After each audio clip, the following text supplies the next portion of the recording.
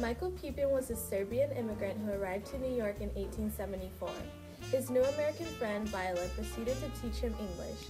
Viola's mother would often encourage Michael in his learning of English. Her suggestion, however, that I should drop my Serbian notions and become an American as soon as possible disturbed me. But I said nothing. I was a greenhorn only, and did not desire to express an opinion which might clash with hers. I thought, strange, however, that she took it for granted, and I wished to become an American. Russian immigrants went through a lot to be able to live the American dream. They had to give up certain customs and cultural traits that had been tied to their ethnicity, such as beginning to celebrate Christmas even though it was against their religion. And there, the streets, the people, the noise, the faces flashing by and by again, the screams and the chatters. But most of all, the motion, back and forth, pressing deeper on my eyeballs. We walked a few blocks through this before I remembered my landing cards and passports and visas. I took them out and threw them into a trash can. They can't prove I'm not a citizen, I said. What do we do next? By the beginning of World War I, one-third of all Jews in Russia and Eastern Europe had immigrated, most of them to the United States. In this colony, Jews seemed to be living like they had in Russia. They resided and worked within that small compass, meeting only people of their own nationality. Rose Cohen found that the Lower East Side was like living in practically the same environment as in the homeland.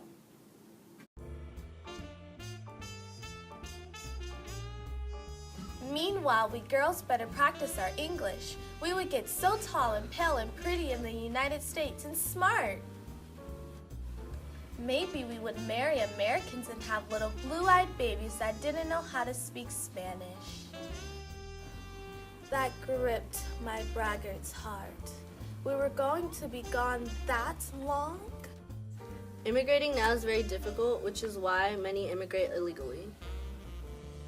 He greets me familiarly with a handshake. After looking at him up and down, I'm sure that I've never seen him before. I give him a stern look. But he smiles broadly at me anyways. Immigrants had to be cautious of who they could trust, since they were immigrating illegally. If the police stopped me, I could argue that I'm a Mexican citizen, with a right to be in any part of the Republic, my rights unless I'm committing a crime. To be a wetback, to go into the United States illegally, isn't a crime that's mentioned in our Constitution, but whether or not it is, it's not important. Here, he who's going to be a wetback, if he has money, will have trouble with the police. And if he doesn't have money, he'll have even more trouble. In another half hour of walking, I'll arrive at the highway where I'll catch a bus to take me to Oaxaca City. From there, another bus will carry me to Mexico City. Then yet another one will take me to Nuevo Laredo on the border. My plan is to go to the United States as a mojado or wetback.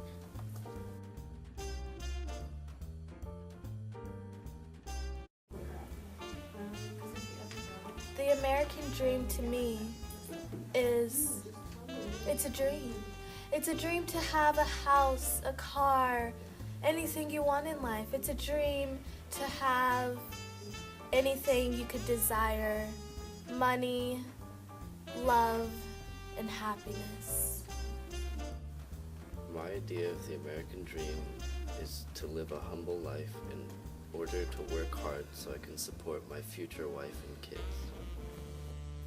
My idea of the American dream is having the freedom to be who you want without any restrictions on what your job is or where you live or your overall happiness.